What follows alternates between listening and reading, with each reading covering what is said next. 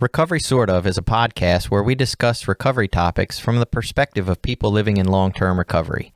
This podcast does not intend to represent the views of any particular group, organization, or fellowship. The attitudes expressed are solely the opinion of its contributors. Be advised, there may be strong language or topics of an adult nature.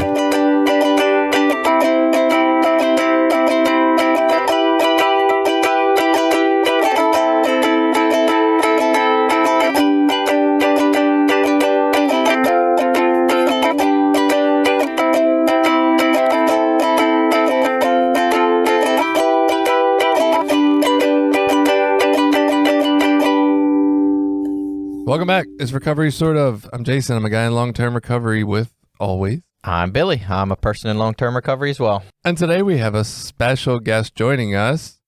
Hi, I'm Jenny. I'm also a person in long-term recovery. Which is fantastic. And Jenny's going to talk to us about coming out. Not of the closet. Of the closet? No. We're coming out as a person in recovery to the people in her life that don't know she's a person in recovery. You know, some of us get some social acceptability, and I think, at least from my standpoint, I don't want to put words in Jenny's mouth or offend anybody, but I wanted to kind of hide that a little bit to keep that social acceptability in some arenas in my life, or I thought people might look at me different, and I didn't want that, so I tucked it away for a while. And of course, since we've been doing this podcast, Billy and I have debated whether that's okay or not. I tend to kind of look at it now like when we remain anonymous, we perpetuate stigma. I get that everybody might not be ready to come out of that. I wish there was a better term than coming out. Like, coming out of the basement? I mean, is that what we're doing? Yeah. Coming out of the basement? Stepping out of the shadows. Yeah, Coming out of the recovery closet? Yeah, I don't know. But I think some people aren't ready for that, and I don't want to force anybody to be, unanonymous before their time. But at the same time, I really do think when we're anonymous, we're kind of part of the problem. And that's hard to, like, how do I tell somebody, hey, yeah, I think it's fine that you're not ready to tell people where you're at or your life story or your history. But at the same time, I also kind of think you're part of the problem. Like, that's tough. Anyway, the best thing to do, I think, would be to let Jenny talk about that, who recently decided that she was going to break her anonymity right after her 8-year anniversary. And what led up to that and why and all those great things. So do you just want to tell us a little bit about that? So Jenny was on our episode for Recovery Dharma, if you guys remember that. And she also co-hosted the episode we did on adult children of alcoholics when Billy was on vacation. And so it's always fun to have her. She's a friend of ours. So go ahead, Jenny. Let me shut up. Well, thanks for inviting me back. So now I can tell people I'm on this show. Like before, I was always like I'm busy, and I would tell people in the recovery community about the podcast, but now I can be out loud about it. So definitely taking a selfie later to put on Facebook. Sweet. So yeah, what led up to it? Where do I begin? So I didn't tell anybody. So my drinking towards the end, was quiet. I mean, people who knew me, knew I couldn't handle my alcohol. But then in that last 6 months, I was one of those drinkers that was home. So nobody knew that I kind of snuck off to rehab, and when I emerged, my closest friends knew. Actually, it took me 30 days to tell my closest friends. Somebody messaged me hey, when we go to the bar again? I was like, I got something to tell you. Wow. So it took me 30 days to even tell my closest friends and family, hey, I'm in rehab. So after that, so I just kind of came out slowly as it was necessary, but I didn't come to work and be I'm a new person. And I worked back then. Now I'm a stay-at-home mom. And I just kind of got better and didn't tell anybody. So basically when I got recovered, it was quiet. I know some people out there, it isn't so private, they're sent to jail or, court ordered rehab or whatever. And it's public, or they had a big violent, ending or something. That wasn't my story. So all I did was slowly come back to my life and I was better. And people did notice. It's funny. People are like, hey, you look better, or hey, it's nice to see you doing this now, and you look like you're doing great. But I didn't say like, it's good I quit drinking, like, and so eventually that job that I came back to, I ended up leaving that job and creating a stay-at-home mom life. I had another baby, so I had 2 kids, and I have a life. Is that how you create a stay-at-home mom life? You just have another kid? Is that how that works? That's how I did it. I don't want to work anymore. I think I'm just going to have another kid. Well, it's so funny. I got sober in part to save that job. And then as soon as I was sober, I was like, all right, bye. Like, I was like, I found out this isn't really me, and I'm going to go do what, my heart is leading me to. So I started creating my new life at home. Like, I actually started to meet neighbors and people in my community and people at my kids' school, and nobody knew that I was sober. And it would come up every once in a while, like, oh, they're having a fundraiser with alcohol. I'm like, cool, have a good time. Like, not that I couldn't go, but I was like, I got other things to do. You want fundraiser? I'll give you money for the fundraiser, but I'm not going to go drink it. So I was making friends in the community, and they were becoming close friends, and they still didn't know. And it started being like a deep secret. And it started like, they'd be like, something like, oh, there's a whatever school function on a Thursday night. I was like, oh, can't make it. That's my meeting night. But in my head, I'm like, oh yeah, I got other plans. Or I work with the Down Syndrome Association, and they were asking me to volunteer for something. And I was like, oh, actually my volunteer time's all filled up, and I couldn't say why, me being sober started becoming a deep, dark secret, like my drinking was a deep, dark secret. Ooh. So that's how it was feeling. And I was like, I've got to just come out with it. But then I had so many new people in my life that didn't know. I was like, how do I do this? Go one by one, like, I have to tell you something. It just seemed so weird and awkward. And I wasn't sure how to do it. So I was just kind of waiting. And so how it did happen was Voices of Hope was doing a anti-stigma campaign for social media. And they were looking for people to tell their story. And it was coming up around my 8-year anniversary. I'm like, you know what? This would be a good way to just get it out. Social media can tell everybody all at once, and it helps Voices of Hope, and it'll be done. It's funny. I asked my husband, I'm like, I think I might do this thing. Would you be okay with that? And he's like, I can't believe you haven't done it yet. It's so funny because there would be like these instances, like my husband's best friend would come over with his new girlfriend, and I'd be excited to meet her because I'm like, oh, look, a new girl in the crowd. Well, his best friend would come over and he'd be like, hey, Jenny, good to see you. How's AA going? I'm like, gah! And I was like, I'm just meeting this woman for the first time. And she's like, how's AA going? And I was like, And it was that deep, dark secret feeling. I was like, I don't want to carry this anymore, And then I started to acknowledge it was feeling like the deep, dark secret of drinking, the deep, dark secret of not drinking. And it was starting to affect me. And it was heavy. And now that it's out, I am so much freer to just talk about it. We were talking about that movie Sound of Metal. Mm-hmm. So I was talking about that movie with someone else, and I could tell her how excited I was about the addiction part of that story. I was like, yeah, there was addiction in it. And before I couldn't talk about that with her because why would Jenny have interest in addiction? But now that it's out, I was like, and why I'd be interested in that, So I just feel a lot more myself. I can be honest and open, and I don't have to dance around that issue of oh, I got a meeting Thursday night, and I was always worried about being judged. And I think you had said as much in the intro too, I especially when it came to my kids, I just didn't want to be like, oh, that's that alcoholic mom, oh yeah, she can't control her drinking, that's whatever that means. Addiction is so misunderstood.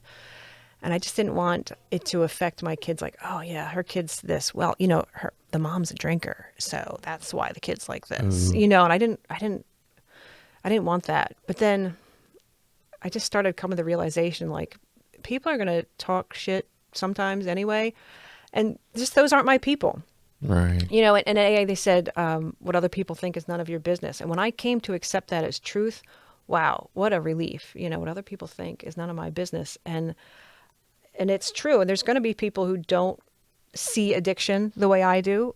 And and that's okay, because there's a ton more people that see it the right way. The right way. Like the Thank like you. the modern take on addiction, and those are my people. A lot of my issue with drinking was like a fear of abandonment thing. So I always wanted to be liked, and so me staying anonymous, I didn't want to, be rejected or looked down upon, and especially like with my kids, like that maternal instinct of protecting my kids. I didn't want people to mistreat them because of stuff I did.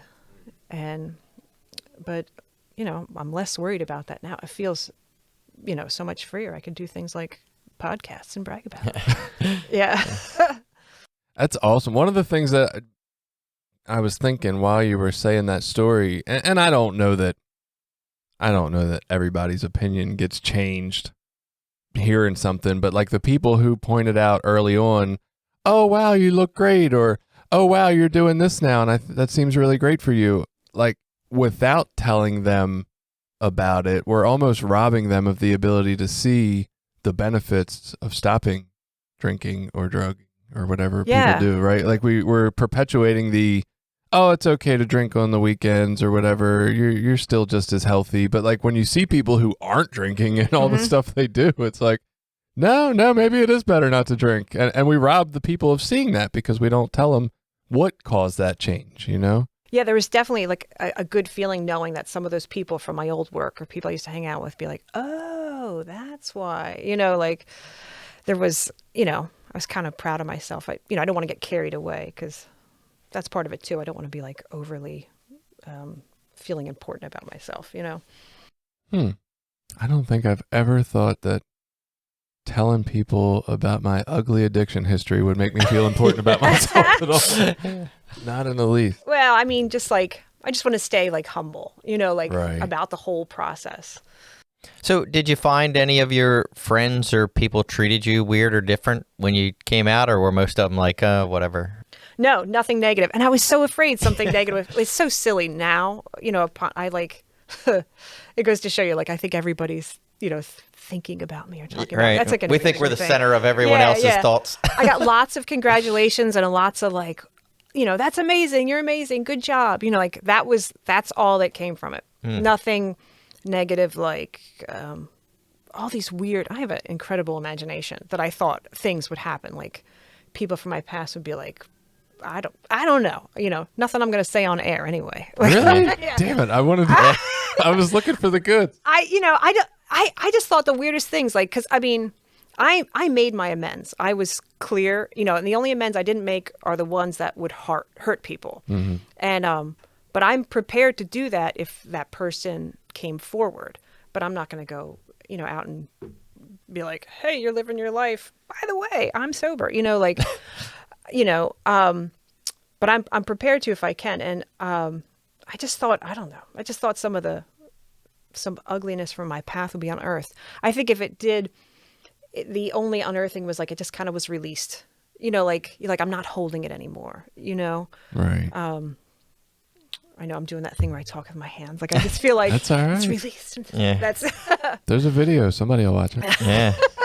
And I have a good story. So, Jen, my wife, did the Voices of Hope stuff for a long time now, and she said a few years back you did a post where you did an anonymous type, I guess it's okay to say now, but where it was, I should have brought a copy of that. Yeah, it was, I think she said it was a bunch of toys sitting around, and you had a sign that said, I'm a mom in recovery, but it was blocking your face, and that how excited she was. You were their first one this go round to come out on your anniversary. You were their very first, I forget what she called it. It's a series that they're doing. And she was really excited. She's like, Jenny came out. She was our very first person. That's so great. So yeah, she was excited. Yeah. When I met her, so Voices of Hope came to Cecilton, close to where I live, and they did a town hall.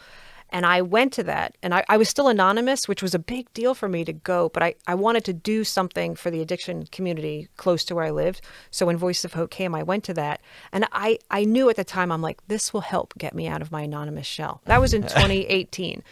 And I just wanted to do more in the community, but only with people who were also in recovery, like I would comment on recovery sort of stuff on social media because I figure the people reading it are my people, but Right. I wasn't about to share it on my page because I didn't want, well, why are you interested in this? Why, but anyway, so that's when I met Jen, and she asked me if I wanted to do like a similar post, like a end Stigma post back then. I was like, no, I'm anonymous. She's like, oh, that's too bad. But then she came up with that idea for the sign over my face. And that was fun. That was a good, fun little creative project. And I was proud of myself. And I shared it in private recovery groups. I'm like, look what I did.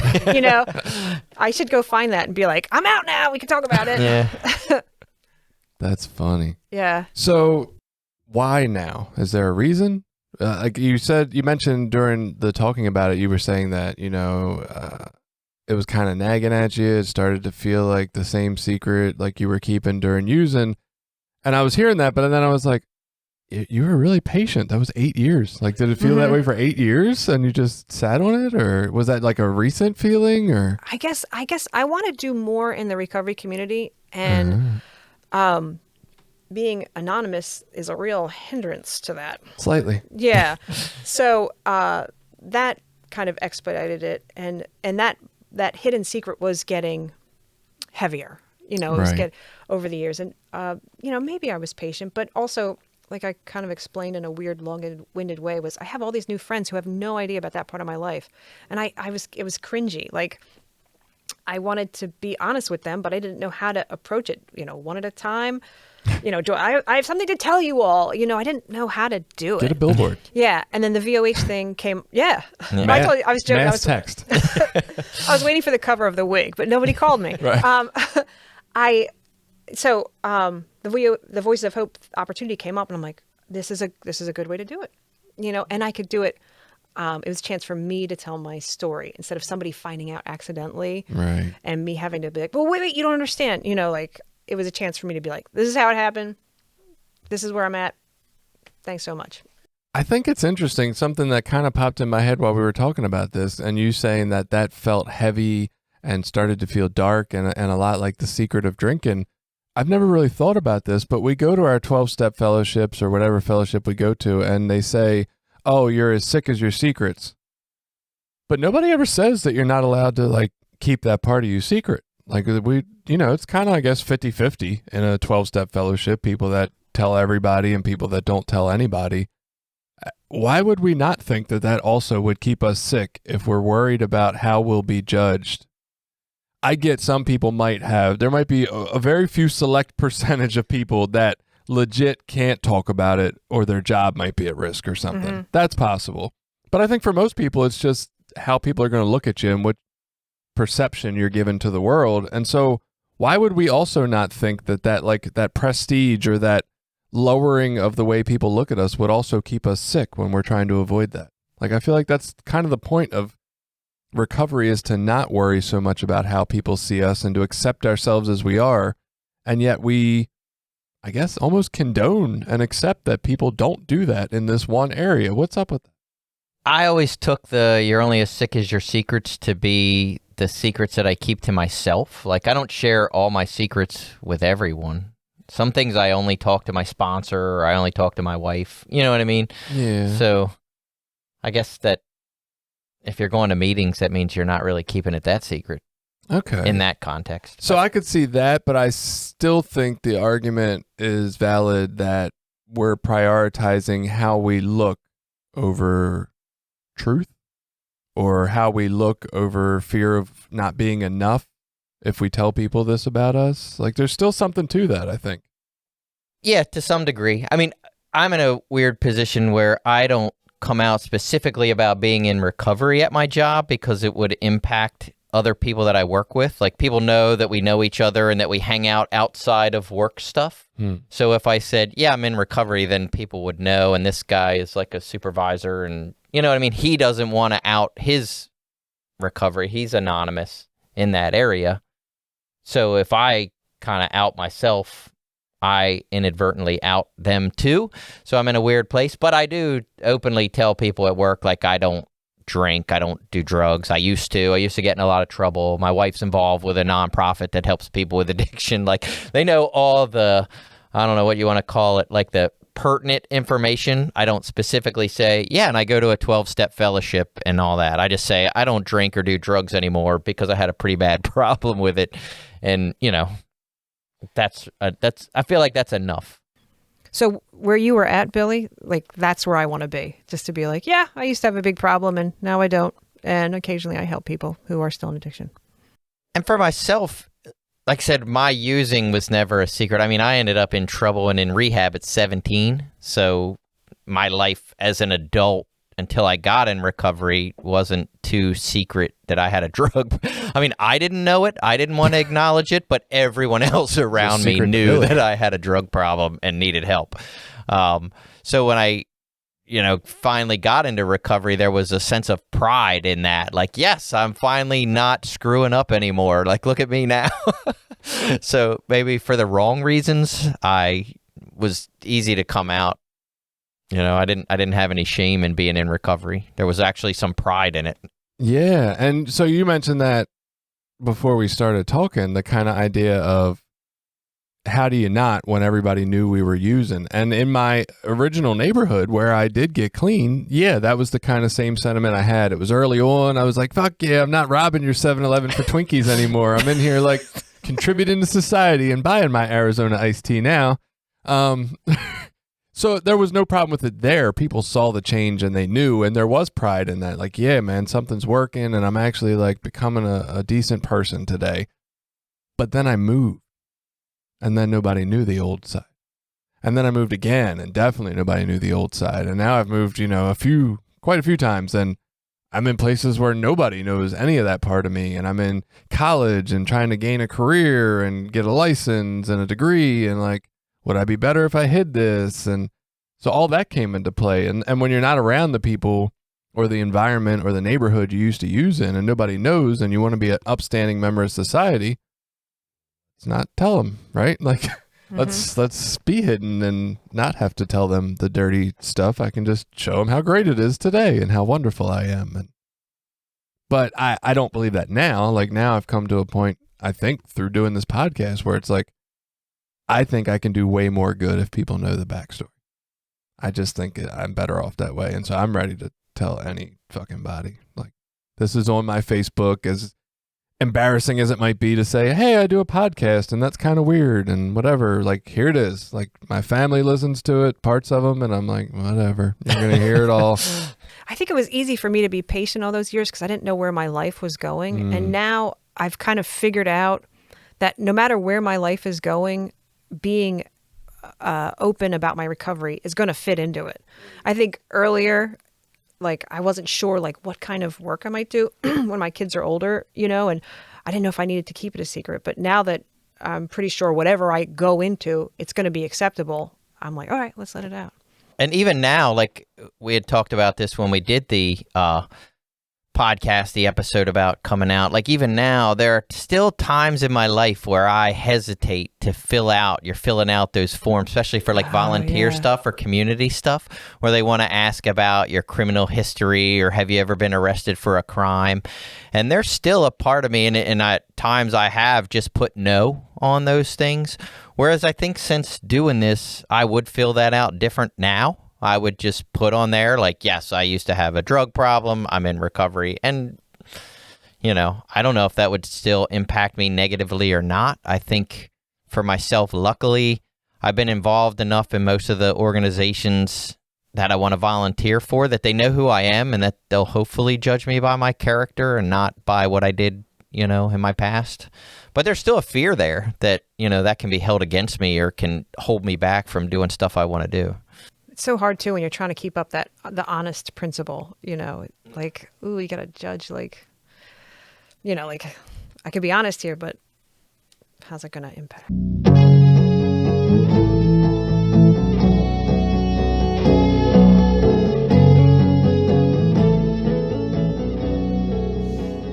This episode has been brought to you by Voices of Hope, Inc., a nonprofit grassroots recovery community organization located in Maryland.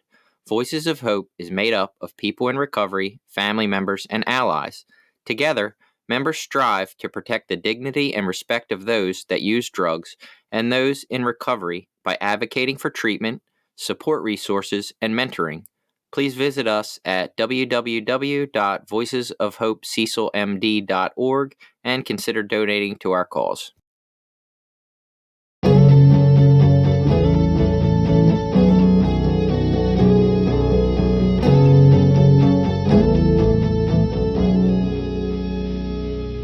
I have avoided attempting to coach any of my children's teams. I mean, my daughters are 15 now. They've been playing since 7, 6, I don't know. I've avoided all those years coaching, not because I didn't think it would be fun or cool to interact with the kids or any of that, or to volunteer my time, because I know not everybody wants to do that or has the time. But I've avoided it because all the times when you apply to coach, they want to do a background check. And I've been terrified that I would be turned down and how much my feelings would be hurt by that. How much my feelings would be hurt, how bad it might look to the other parents in the, the organization if they tell the other parents on the team, hey, one of these parents was going to coach, but that guy over there on the bench, he's not allowed to coach. He's got a record. And I finally, for the first time, just went ahead and said, fuck it. If y'all turn me down, you turn me down. This past, January for indoor soccer. And I have been coaching indoor soccer for my 12-year-old son for the last 8 weeks. And it's fun. It's what I thought it would be, right? And look, this is a mini season. It's COVID. There's no practices. I don't have to know any skills or run them through drills, thank God. I just basically stay on the sideline and sub them in and out all game, which is easy for me. But it's something I've always wanted to be brave enough to do. And I've just always been terrified of how it would look. And so the ability this time to say, you know what? I'm going to volunteer. They can do the background check if they really do that and if they want. And if they turn me down, fuck them. They're missing out because I am worth it. I'm valuable today and I'm willing to show up and help. And if they don't want that, then this is a stupid fucking society. Basically. It's not a problem with me if they turn me down. It's a problem with the way the system's set up. And I don't know if they didn't run a background check because they also said I had to do some online training that they never told me to do. So I don't know what they actually do, if that's a scare tactic, but I am coaching because I walked through my fear of how I would look over it. Yeah, I think that was definitely part of mine too. I had to make sure that I was okay with my stuff. I had to be settled with who I am, how I got here. I had to be okay with my shit. Yeah. And I finally got to that point where okay, I'm good. So, I know what causes, big emotions in me and I'm ready for it. So. Yeah. Well, I mean, look, I can sit here and say, oh my God, what took you so long to come out? You did it in half the time I did. So, I think it's incredible that any of us can do it. I don't know what the right answer is. I think when Billy and I did the episode, I wanted to force everybody to be unanonymous right now. No, you're fucking us by being anonymous. Yeah. God damn it. But I guess you do it when you're comfortable and you're ready to take the backlash, if there is any. And yeah, it's so personal because I could get resentful too. Oh, come on, help the cause or whatever. But it is so personal for everybody. We all have our different reasons. Like you said, sometimes your employer, is you wouldn't be employed if that came out. And I think it's getting better. So I remember when so my employer knew I was going to rehab because they were part of that process. And he felt bad. He's like, oh, this is going to be on your record. He actually was concerned about my future record. But is that still a thing? Rehab? Is that? I don't know. I mean, was it ever a thing? I didn't know it was. He was concerned, and I don't know if that's because he was an older generation. He was concerned about it being on my record, how it would play out in my future. On an employment record? Yeah. Yeah. Maybe if you're in a big company with an actual HR department. It was a small to middle company. And then also for healthcare, I think. If it's on your record, your healthcare records, is it like a pre-existing condition? Maybe not called that, but treated sort of like that? Mental health diagnoses are funny like that. You, as a therapist, I want to be careful with what mental health diagnosis I give people. And it is getting better, right? If you get a depression or an anxiety diagnosis now, it doesn't mean what it used to mean to people. But apparently it is a thing and it can hold you up from some government type jobs. Whereas if you have a personality disorder diagnosis from any point in time in your life, you could have got it at 19 from a sketchy therapist in a back alley somewhere.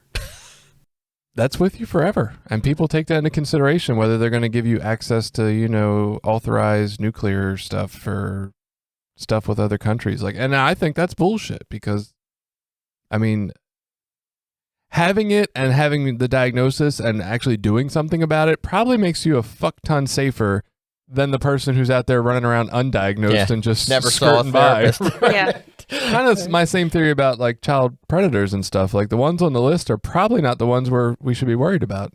But we feel all comfortable because we have a list now. It's a joke. Sorry. Total other subject that I am never thought passionate about that. about. But I think that played into my decision to come out. I was like, is this going to affect anything, that I want in this life, And when I figured out, nope, I don't know exactly what I'm going to be getting into, but if they can't accept that recovery is part of me, then it's probably not a role I want to fulfill. So after you came out and with like friends, so it sounds like you have a community or friends that are normal, what we call earth people. Like, I guess I don't have many, if any, of those in my life. All the people I know are in recovery. So I don't typically go places, or I'm not really around many people that are using family events, maybe, or what are friends? Yeah. Do you feel like does anyone ever treat you weird because you don't drink, even if they don't know you're in recovery? Like, is there still a stigma around people that don't drink? Like, you're some kind of weird because you don't drink? Not so. I don't. So when I do go out with friends who drink, which is so funny to talk about going out with people, like this event right here is the most going outest thing I've done in months. So I mentioned I'm involved with the Down Syndrome Association, and we'll have dinners or mom's nights out, and they'll be drinking. And I do kind of get the sideways look, like when I don't order a cocktail, and they're like, "Oh, what do you have?" I'm like, "Just Sprite," like. And I'm really, I guess, skilled at sidestepping it, like just Sprite, like that's a pretty dress, And I do wonder what goes through their heads. I'm so glad to be out, because that's one of the organizations that I've always kind of hid it from, though I knew them before I quit drinking. So I think maybe a few of them put it together if they didn't know, if they didn't, know, like, wow, Jenny used to get really wasted at the annual dinner and now she doesn't drink at all. How about that? But I mean, like new people came to the organization that had no idea. And now they know. Now they know why Jenny doesn't go to the drinking events so much. So. Have you found any drawbacks whatsoever? Have you found any drawback at all from coming out? None. Nothing. I feel stupid I feel foolish for thinking something bad would have happened. So, I mean, no, I think it's rational to think. That's kind of typical Jenny stuff too, for me to like think something bad's going to happen. Right. Yeah. I get that. I'm a pessimist for some, a realist to others who are more pessimistic, I guess. But what, I know you don't specifically want to talk about some of the stuff that you thought might happen, but is there any other things you thought might happen that, like, did you think you were, I don't want to say ostracized, but did you think there was going to be some kind of negative consequences beyond what people thought or what came up? I didn't know. I guess I feared like some kind of confrontation from somebody from my past. I don't know why. I don't know why that would have happened. It doesn't make sense really, but I was like, and I guess my biggest fear was around my children and how the school or other parents in the community might judge me and treat my children. It's not even how they treat me, it's how they would treat my children. Mm. So that was probably the biggest motivator. I was like, I want them to know I sincerely am trying to be the best mom I can be. And if they think that I don't know what people think of drinking, whatever negative qualities they put towards addiction or drinking, I didn't want them to think that was me anymore. Right. So let's just say that some of these things that you thought would have happened, some of the negative stuff, mm-hmm. Would that change your opinion that it was still the right thing to do? I guess it depends on the severity, and I probably would still be glad I got it done so I could go forward. Right. Well, I think you actually having those fears and still moving forward anyway almost proves the point that you would think it would be worth it, because you're like, well, you know what? That might happen, but I'm still going to do it. Mm-hmm. So you're kind of already accepting that those might be consequences and still deciding it's worth it. It's interesting. Like sometimes, I guess, I don't think all fears are irrational. I think, for me at least, I definitely fear just the unknown and not knowing what'll happen, and fear change and like what happens after I change something. How does that change how the world interacts with me? But I think sometimes we get caught up in like, I won't do this because of fear of something.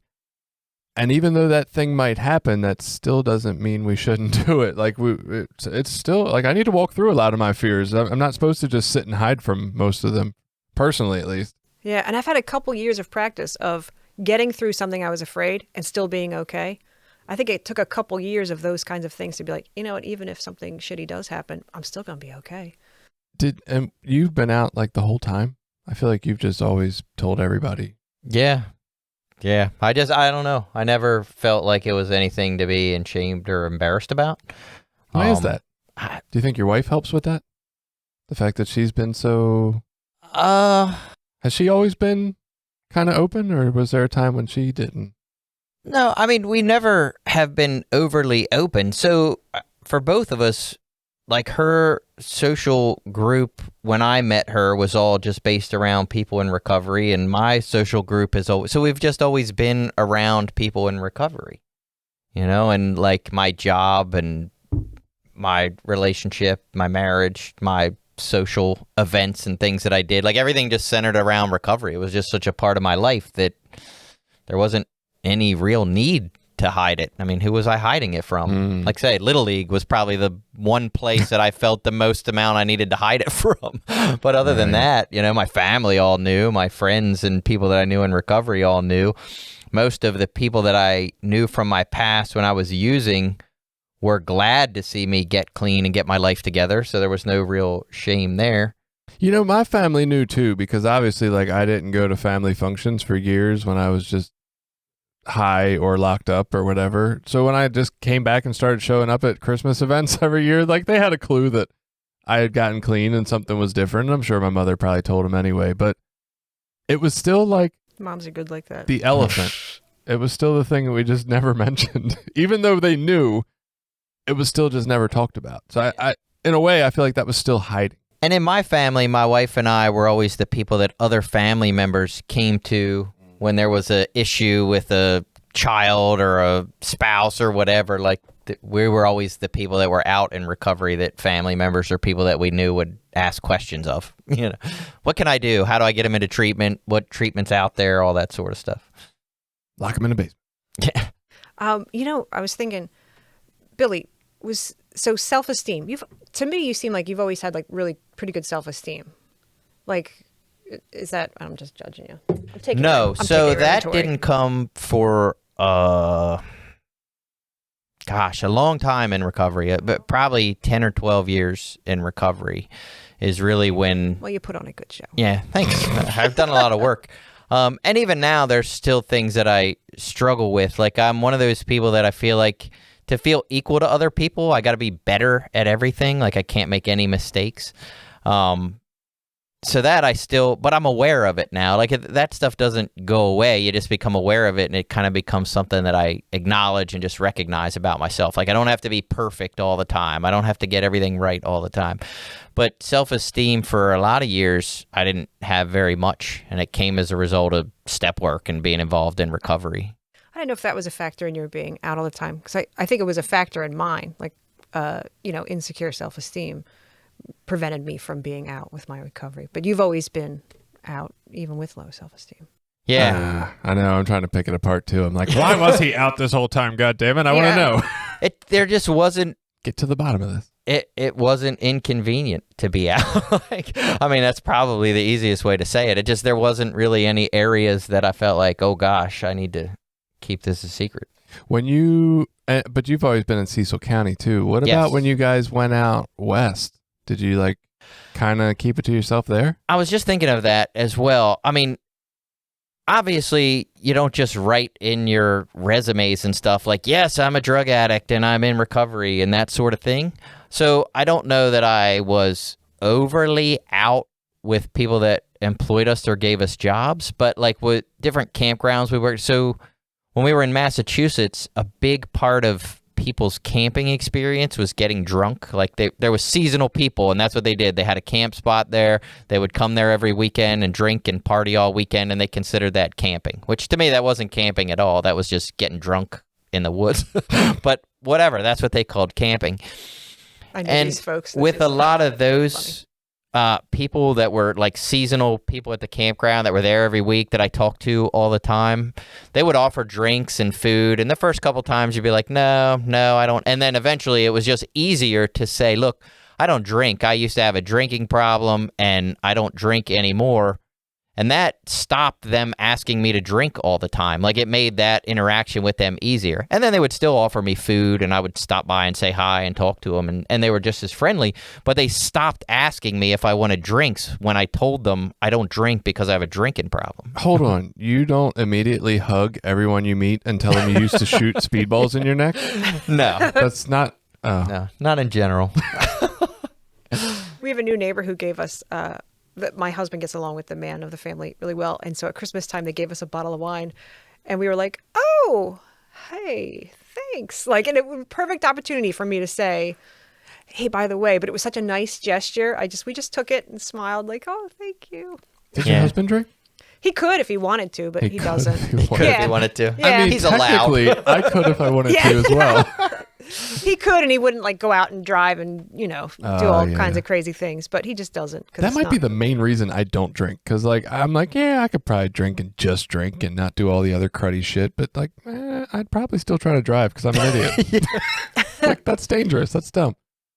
Well, that's the other, my social, I've always had recovery stuff on all my social media posts and things. It's just always been a part of what so even if I tried to hide it, if people wanted to look, they could just go back and see stuff in my social media. Social media wasn't there when I got clean, though. I think that's why it became so easy to hide it when I started moving, because I didn't have those posts of messed up me or just clean celebrating me or any of that goofball shit I see newcomers posting. Thank God there wasn't social media. It's so embarrassing to watch. Yeah, when Bill Wilson wrote that step about we must remain anonymous at the level of press, radio, and film, they didn't have podcasts. Right. And yeah, they had all the other no stuff. idea what Facebook was going to fucking do. God, they couldn't picture that one. And there's some interesting breakdowns of that. Have you seen the Anonymous People movie? No, and So I should have, but it's worth watching. It gives a different perspective on that, and what at least what they say is some of the intentions behind what Bill Wilson wrote when he said that, and that he didn't necessarily mean that people shouldn't be advocating for recovery or recovery resources in a public setting.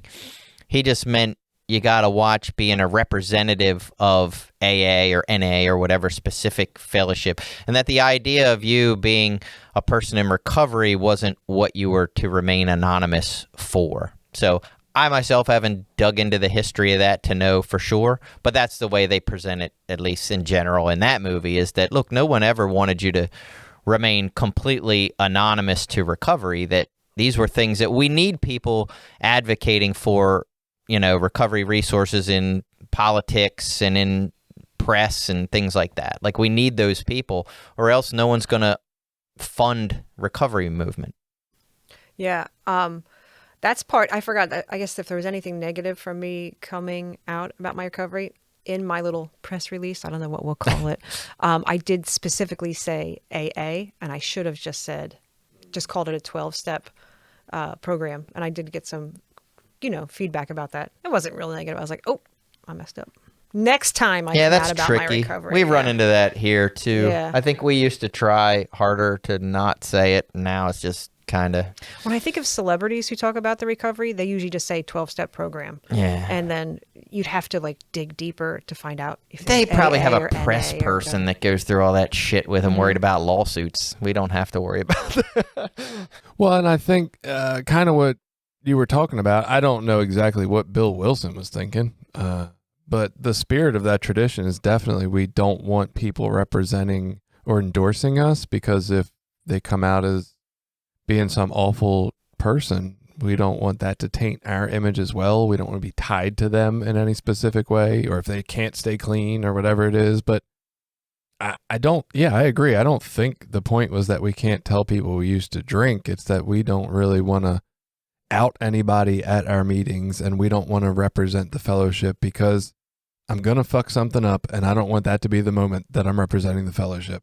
It's like, it's the same reason I don't want an NA bumper sticker. Like, Jesus, that's the last time you want me representing NA when I'm driving, right? Maybe not so much now, but definitely during my history.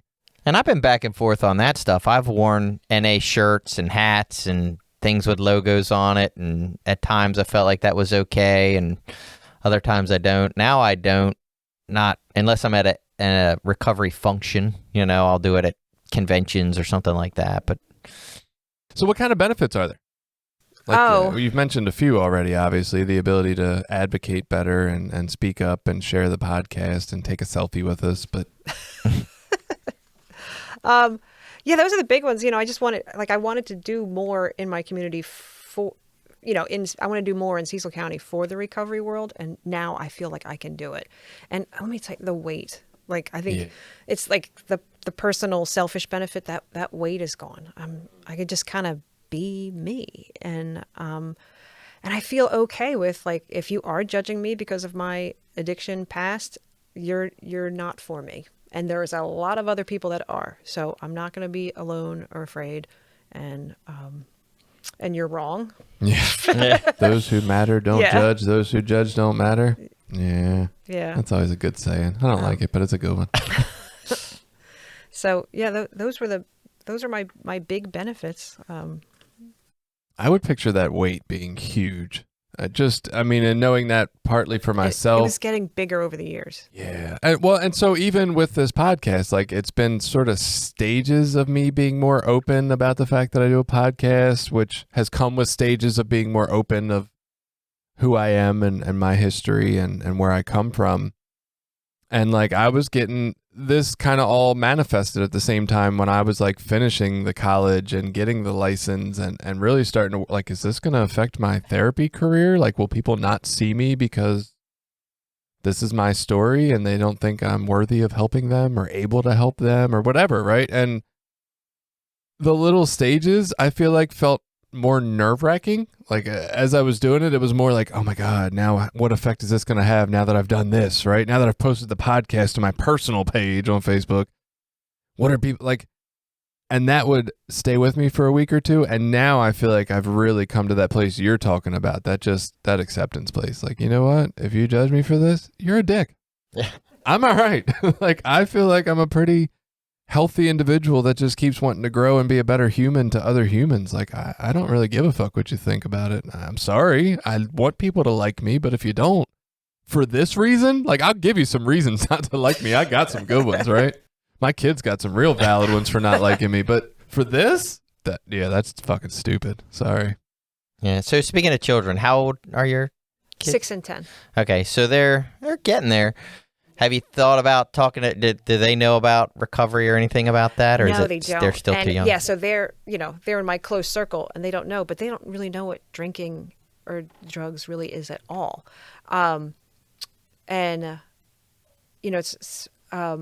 It's funny because we see it in movies and stuff. And I've definitely been direct about that. Smoking is awful. I don't want them smoking cigarettes. They don't know that I smoked. And one day they're going to find out. So here I am telling them smoking's bad. You're not going to smoke. And one day they're going to find out I was a cigarette smoker. And but that's one of those fears that it's going to suck going through it, but I know it's not going to destroy me. That's one of those fears I was talking about. Jenny's serious about this. I told her I was vaping one time on through text and she was like, "Oh my God, stop it right now. What the hell is wrong with you?" I was like, "Oh shit, did I?" Well, maybe you can get on my wife. She started smoking again. So, she did? Yes, it's terrible. I know. I'm shocked. Jen, but, come on. No, and same with my children. I've probably disclosed more information than I probably should have, but they all know we're in recovery and we go to meetings and they've known that growing up and that we had drug problems and they should really got to be careful if they ever do decide to drink because I figure they're going to grow up and they're probably going to try those things at some point in their life. And nowadays it probably might even be drugs because shit's going to be legal, And so I'd rather them just know maybe ahead of time what they're getting into versus, thinking they don't letting them know hey, you're predisposed to this. Your mom and I both had problems with addiction. And so just be really aware going in of the warning signs and what you got to look for. Yeah, that's crossed my mind too. So I luckily these days in elementary school, they do like a lot of like emotional resilience training, and I am so grateful. Like, so my close friends, you know, they might drink, but basically the typical non-addict friends I have don't drink. They're just, you know, like my husband, they could, but they just choose not to. You hear that, people? There are people out there that just don't drink, even if they don't have a problem. Yeah. Shocking. They just don't do it. I think we don't know that people like that exist. Oh, right? I know. Yeah. My interview to go into rehab, they're like, what percentage of the population do you think drinks? And I was like, oh, like 80%. And they're like, nah, it's like under 50%. I was like, these are my eyes. Right. Yeah, it's just those are the people I surrounded myself was 80% Right. drinkers. And like the 20% were the People you I know, could the use to get Jehovah's drunk. Witnesses and stuff, you know, Right. like, so my kids don't see the drinking and drugs, but it's in my neighborhood and it's their classmates' parents, and they see that, and you know, like one of their classmates' parents is gone now because of drugs, and like one day they're gonna hear about that. You know, they're gonna know that, like, you know, his dad's gone because of drugs. Yeah, and it's funny to think, like with our kids, I think it started with us just telling them we were going to meetings. You know, I got to go out to the meeting, and when they were young enough, they didn't care. You know what I mean? You could have said you were going to the moon. Like they didn't care. Yeah. They would go about their day. And Parents at go to some point, meetings. right, they Yeah. were like, you know, they would like the old ask, like, meetings. what are these Uh-huh. meetings? What are these meetings that you go to?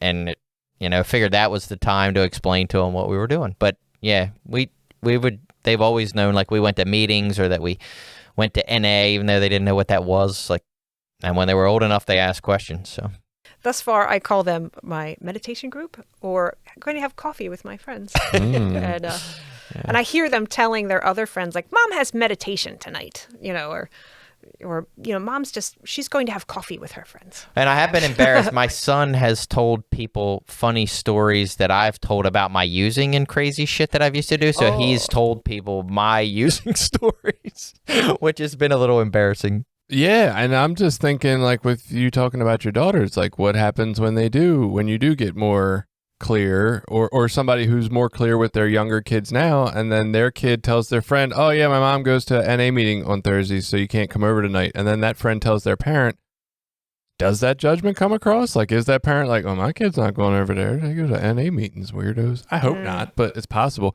But I'm sorry, I got to go back. When you said this kid in your kid's class's father, a little confusing there. He's gone, like dead? Oh, yeah. A father in my neighborhood overdosed right at the beginning of COVID. And so when we're all back in school together, I mean, we used to see this dad, you know, like at the bus stop, and he's gone. So are we doing a disservice that this will probably never get brought up with the children in the classroom setting? I don't know. It's like that sex ed conversation, like what age is appropriate? Now. Yeah. I mean, I haven't talked about it with my kids, but I want to prepare them because I don't want somebody to side, or, you know, like come at my kids like, your mom runs that meditation meeting for drug addicts, you know, like, and her be like, what? So I need to be a little more preemptive, you know, so Right. that they're not hearing it. You know, it's going to happen, but I don't think they're talking about that in first grade. And Yeah, and it doesn't bother me if they do or don't, but I don't personally think that's the school's role or responsibility. You don't? No. Oh, I man. mean, that's just my opinion. I think Yeah. it's well, they mine do as other a parent. they'll do other drug prevention programs. If Yeah. there was You some know? other tragedy that happened amongst the population of school children, they would have You're therapists in, and they would Mhm. fucking talk about it in class, and they would process it together. Why not this tragedy? Right. Yeah. Well, I mean, if you're talking about the death of a parent, so if a parent died of cancer, would we expect the same thing? Sure. Let's talk about all these things, but I don't think I guess the point here would be to, like, let's talk about the dangers of drugs and what can happen. Like, what are you going to talk about the dangers of cancer? Like Yeah, but then hey, are we going to have school classes on safe using and how there are safe ways to shoot heroin? Because there are. not really. You know, like, I mean, if you get Or into at not this the age, you safest wouldn't, you way. know, yeah, well, inappropriate. safer ways to use drugs and heroin. Let's put it that way. I guess I don't see the point of the preemptive cancer conversation unless you're going to warn them against the ails of, like, what, sweet and low equal? Like, I don't Right. get what So you're... that's where it goes. I don't think that's the school's responsibility to try to explain or moralize drug using to the students. I think it's up to individual. Like, I'm a legalize everything person, and people should be able to use if they want to use. I don't think it's the school's responsibility to tell people they shouldn't. I don't think it's the school's responsibility to teach my kids geometry or absolutely fucking wrong history, but they take it upon themselves to do that. My kids don't need geometry. They need lessons in emotions. They don't have to go to that school. My kids go to a different school that doesn't teach any of that. That's not offered through my tax money. So, right. I'm just saying, my kids go to a school where they learn a whole bunch of shit that I think is useless instead of learning stuff that I think the school should be involved in, like emotional regulation and how to process feelings and how to deal with life on life's terms. We don't ever learn any of that shit, or even basic shit. How to do your taxes, how to hold a budget. Yeah. Like, so. And those are the exact, I mean, no, not to get too off on that, but that's why we don't send our kids to public school, because we don't agree. I agree. Everything you just said, I'm in agreement with it. I don't think school teaches the right things. I don't think they focus on the right things. I think it's like a Prussian education system based on raising good workers. It's not raised on raising good people. I agree with all that. I'm just saying I don't want to put more responsibilities on them to start teaching morals and values to my kids about life choices. Like, I want to have that responsibility as a parent. I mean, I want that responsibility as a parent, but I want them getting that from as many places as possible. Like, I wish they got it through their music, through their school, through TikTok. I wish everywhere was talking about that shit, because then maybe there would be enough of it going in that they'd pick up some. But going back, if there was a father who came in and like volunteered once a week in the school system, in the classroom, and he died of cancer, or he died in a car accident, or he died in his sleep from a brain aneurysm, yes, we should fucking bring it up and talk about it. We should process this together as a class and talk about how it affects us. It's not just the drug addiction death. I think we should talk about any death of anybody who you used to see here and now he's not. Yeah. Why are we not talking about this? Because it's uncomfortable? Because death is weird and yucky, even though everybody does it?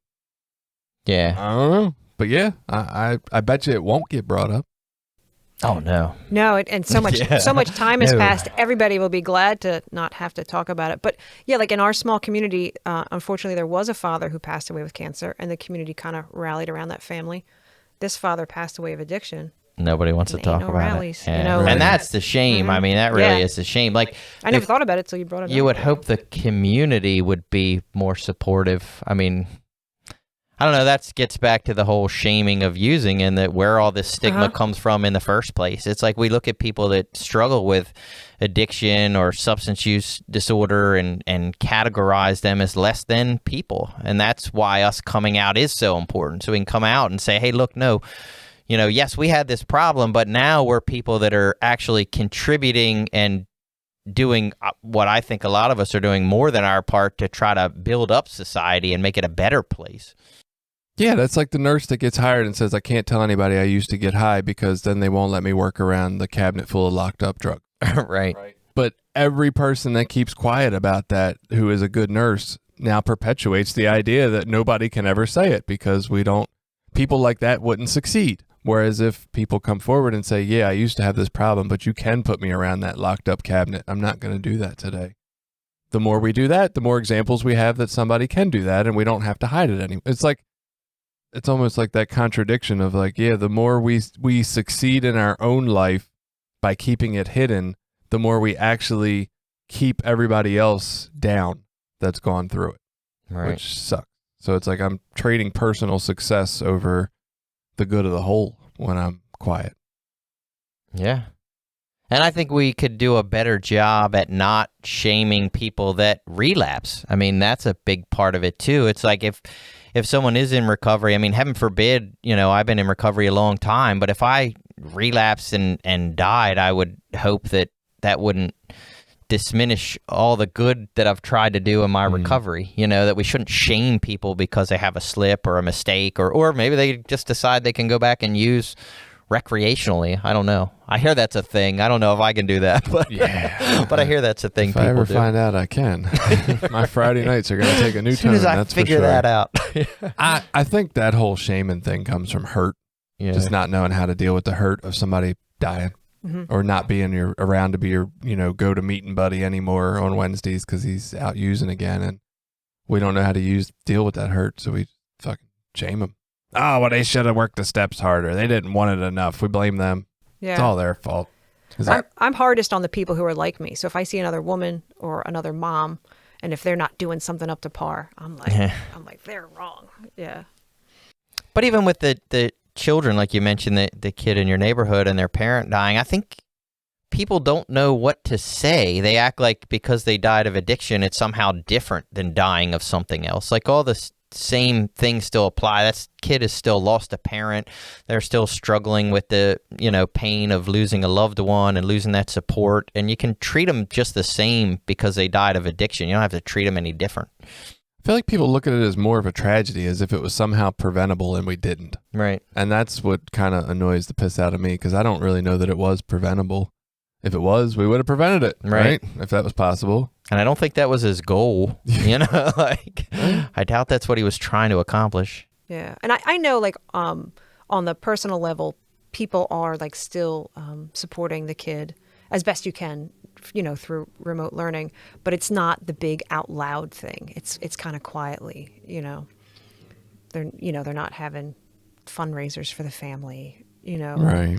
Yeah. Things like that. So is there anything you would recommend to people who listen to this and say, you know what, maybe they got a point. Maybe it's my time. Maybe I'm ready to come out of the basement. Ready to come out of the church basements and be open about my recovery. I like that. What kind of things do you recommend? Is there is there a best way to do it?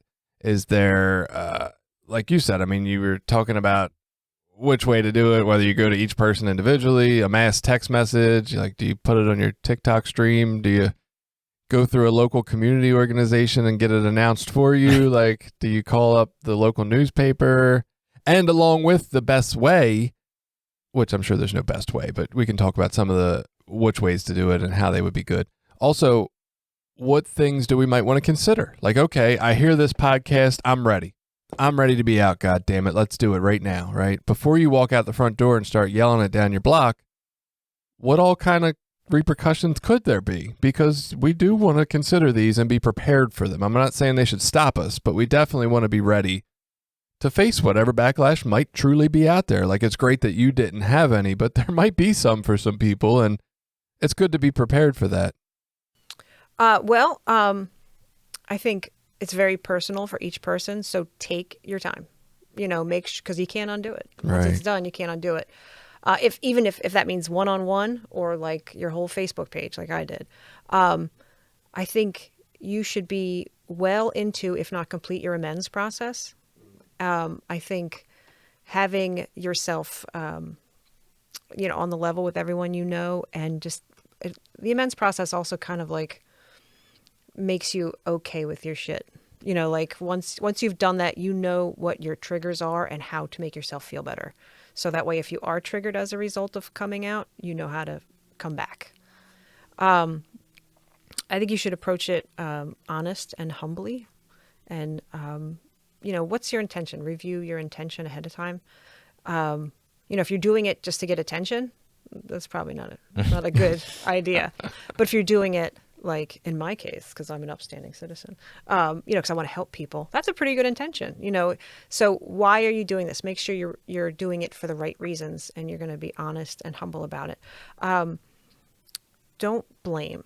Kind of like in the amends process, you don't want to I was an alcoholic and now I'm clean. It's because I was traumatized as a kid. And it's this is not really the time to talk about that. We were all traumatized, And I think that goes back to intention too. Are you trying to project blame, or are you just want to be out with it? I mentioned don't mention the specific program. Oops, I blew that one. And and check with your immediate family, people who it might affect. I checked with my husband, who was like, I can't believe you haven't done it yet. If I had older children, I probably would have cleared it with them. But I'm kind of surprised you didn't clear it with your kids, honestly. Now that I didn't realize they didn't know. That's interesting to me. Yeah. Well, we don't have a lot of drugs and alcohol in our life. And so it doesn't really come up much. But it's true. I mean, and this is I do have to start talking to them about it. I'm kind of dreading it. My fourth grader did have like the puberty talk in school. I'm like, oh boy. I thought, so last year they started talking about slavery. This year it's puberty. I better start talking about like drug and alcohol anyway. So those are my tips. Awesome. I think they're super helpful. Especially, I just think take your time. I think you're right. I like the idea that you can't go back on it, right? So make sure you're ready before you do it. Yeah, it's not something you want to just do impulsively. If you've been quiet about your recovery for, an amount of time, impulsive probably isn't a good idea. And the thought about asking the people around us how it would affect them, I think that's crucial too. I forget. Yeah, that's really important. And depending on the age of your kids, like I tend to forget, even for my older kids, that like what I do affects them and could have an impact on them. And I should probably think of that more. Honestly, like with anything, I live in a way where I'm like, it's their fucking problem. Yeah, I am too. Should be a little more considerate of that. I think that matters. Well, I had to pick a picture, and I asked James, I'm like, do you want me to give them this family picture? He's like, no, just you. He's like, this is your thing. That's how he put it. Yeah, and you know what? I did the same thing with voices. You did your family. I did it's mine. a nice family picture. I'm glad you picked it. I don't usually do shit like that, and I took Jenny as inspiration, and I was like, you know what? I'm gonna go ahead and tell my little version of the story. It was very here. good. I'm glad you did. I put up a family picture and didn't ask a fucking soul in my house if they were okay with it. I just said, I'm just putting a family picture up. Oh well. Wow. I'm not saying there's a right or wrong way, but this is how I did it. It would have been much more thoughtful of me to consider how they felt about it. I kind of, when I picked it, I think I was just of the standpoint that y'all stand behind me, and I count on that. So you weren't like, hey, I look good in this picture. This is the one. No, definitely not. I would have searched for a better picture. You talk about how to say it and not rationalizing it or justifying it with, the whys, because I agree, like, keep it short and simple. It doesn't need to explain why. Like, not that those things aren't valid, but like you said, there's a time and place for that. And I want to own this. Like, I don't want to blame it away. Like, yeah, I did this, but it's because, I just want to own it. Like, yeah, this is part of my life, right? But I also... And you said don't do it for attention. There's that meme that goes around, and it made me think of that. And it says, like, people who post their clean time on social media, and it's like this award, this little trophy or whatever, but it's a guy basically giving himself a head. Which is hilarious to me, and it just made me think of that. Like, don't post how wonderful you are clean because of that reason, because that's how you look to people. Why not? I'm proud of that. I'll get you a trophy. If it's a fun number, if it's like Billy a trophy. 666 days clean, like, yeah, we want to see I would have never done it until I hit 20. Now that I hit 20, I'm like, fuck yeah. Now I'm a dinosaur. Right. Now it matters. Awesome.